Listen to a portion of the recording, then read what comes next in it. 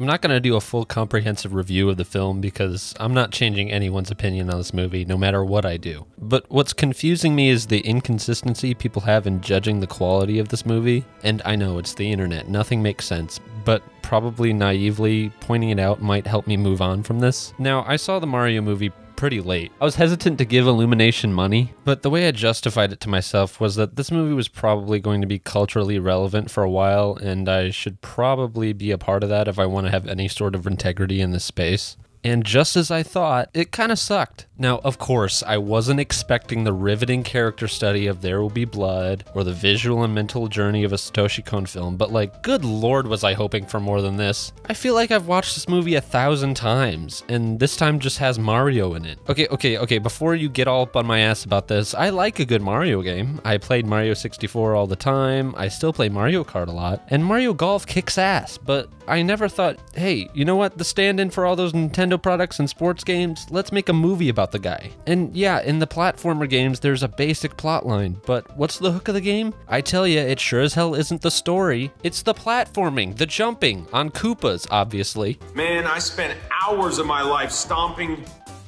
Koopas.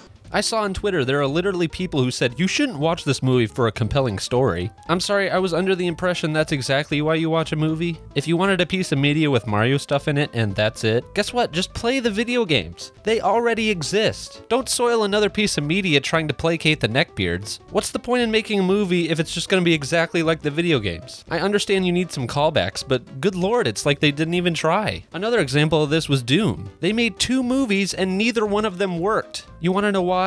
We're under a level 5 quarantine, so I am just gonna have to strip search you girls. Because there isn't a solid enough story to go off of. You kill demons and unlock doors. That's it. Referring back to Mario here, yes, it's just filled with references to different Mario-related things. At several points, I was just like, hey, look, it's Mario Kart. Or, hey, look, they're doing the DK rap. That's cool. I'm sitting here writing this, struggling to think of things about the movie that were memorable. The giant bomber Bill, or Bonsai Bill or whatever, was pretty cool, I guess. Peaches, peaches, peaches. No! The music choices just confuse me. It feels like they just looked up a list of popular songs that are used in movies and were just like, yeah, these are good. Yeah, Illumination, you know what's popular? Battle Without Honor or Humanity.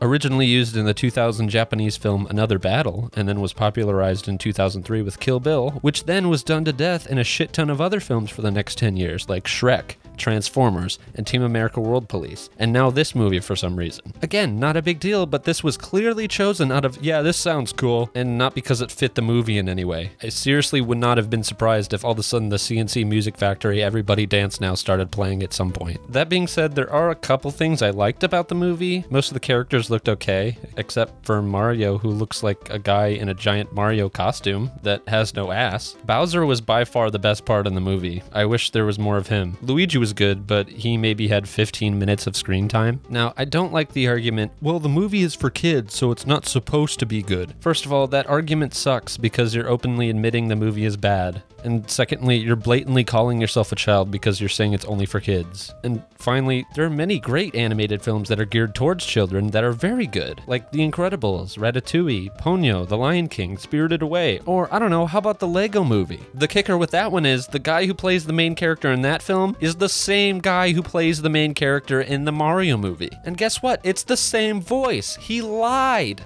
I think I heard a whoosh. What is this place? The Lego Movie had great animation, a fun story, and was enjoyable at any age. Not to mention the plot was original and didn't rely on references the whole time. It's the Orb of Teetleist! And Charlie Day's in the Lego Movie, so I don't know what the hell happened. Oh, I'm sorry, you want some new examples? How about Puss in Boots: The Last Wish? That was wonderful! It was funny, well written, and had pretty good voice acting. Your wish is horrible! You're horrible! You're an irredeemable monster! Oh, and how about Into the Spider-Verse and Across the Spider-Verse? Oh, but Luke, that was different because Across the Spider-Verse had the same fucking budget as this movie and it looks a million times better. It had better characters, and guess what? It was adapted from something other than a film. Sound familiar? What baffles me is that the same person can look at Puss in Boots: The Last Wish, Spider-Verse, both of them, and the Mario movie and say, yes, these are all equally good and give me the same amount of enjoyment. Like, Did we watch the same movies? And I'm a Nintendo fan, so don't give me any of that, well, it's the film for the fans bullshit. I just don't get it. Why are people defending a film that has no substance whatsoever? I mean, I know why, but still. I'll tell you what the true genius of this film is the creators trying so little and now making so much money. It's been done before, but this is such a big success that everybody's talking about it, and it's so fucking lazy, it's almost unreal. It stuns me that a movie the quality of Morbius gets 100 times the amount of money out of it. You know why Nintendo went with Illumination? It's because they knew they were going to make money on this. So they thought, hey, let's spend the least amount of money we can and only try just enough to get people to watch it so that we maximize our profits. And the casting was a joke. You know damn well they didn't cast Chris Pratt, Charlie Day, Jack Black, Seth Rogen because they thought they were the perfect fit for the role. It's so people will look at the cast list and say, oh look, it's Star-Lord. Oh look, it's the guy you can't read from It's Always Sunny. Why try when you can make money instead? Anyway, this really doesn't matter in the grand scheme of things. Good movies will still come out. I gotta say, this is something that really rustled my chain chomp, if you know what I mean. I saw the movie, I had to talk about it. This makes me scared if they continue the trend. I can see it now. A Punch-Out movie comes out. Little Mac has got to fight his way to the top. Uh-oh, other boxers want the title too. Look, it's Doc Lewis. Look, it's King Hippo. Look, it's Bald Bull. Oh, he's doing the bull charge thing. Another movie with no substance, and it only exists for the studio to make money and for fans of the original property to look at the screen and say, look, the thing from my childhood is on the giant screen, vacant of a soul. Oh, and Little Mac is played by Keanu Reeves.